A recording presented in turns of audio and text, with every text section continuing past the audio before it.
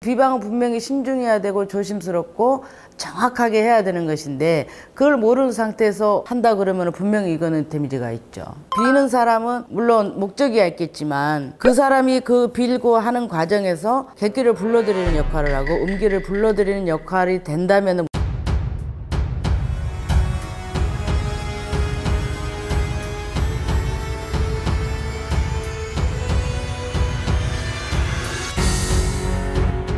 안녕하세요. 대원사 맷돌할매입니다.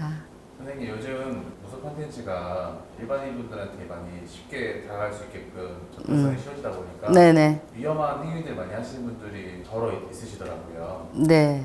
그래서 오늘 선생님께서 알려주시는 일반인이 절대 하면 안 되는 무속 행위.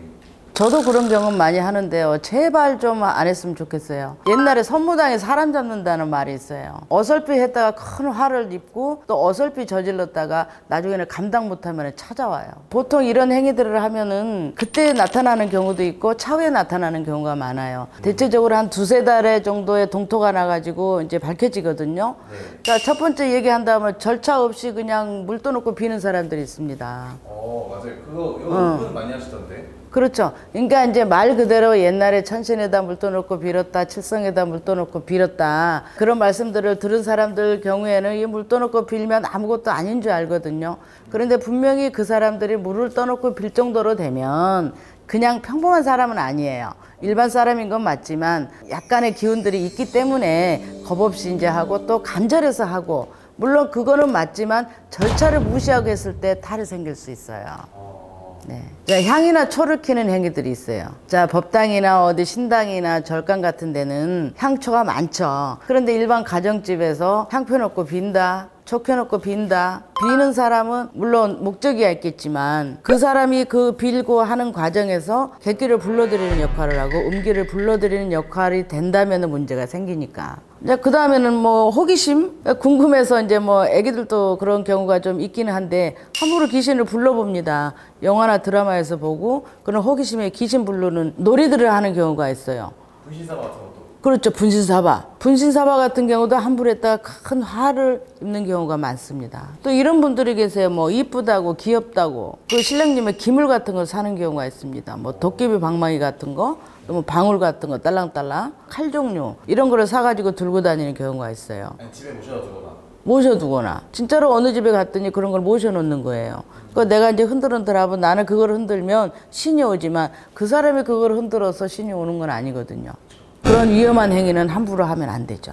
또 다른 경우는 이런 경우가 있습니다. 사주가 남달라서 업단지를 모신 사람들이 있어요. 근데 그 업단지를 모신 후에는 분명히 절차가 있었을 것이고 어느 장소가 있었을 것이에요. 그런데 이사 간다고 그냥 들고 왔다 갔다 하고 자 어디 뭐 안방에 모셔놨다가 여기 자리가 마땅치 않다고 뭐 건넌방에다 모신다든지 집안 정리하다 보면은 업단지를 또 다른 장소 이런 데다 옮기는 것도 굉장히 위험하죠. 자 모실 때는 그분이 어느 자리에 있어야 된다는 지정 자리가 있습니다. 그런데 일반 사람이 함부로 자리를 옮겼을 때 동토가 날 수 있고요. 그 다음 모실 때는 어렵게 모셔놓고 전문가의 도움 없이 그냥 없애거나 버린 경우에도 굉장히 위험합니다. 일을 안 챙겼을 때는 어떤 일들이 발생되나요? 딱 잘라 얘기하면 동토라고 얘기합니다. 자, 귀신의 동토도 동토, 신의 동토도 동토, 인간의 동토도 동티가 나는 것이거든요. 그래서 동토가 나다 보면은 여러 가지 문제가 발생할 수 있어요. 몸이 아프다든지, 꿈자리가 사납다든지, 심지어는 사고가 난다든지, 이런 유형의 일들이 급 닥치기 때문에 신중해야 되고, 함부로 해서는 절대 안 되는 거죠.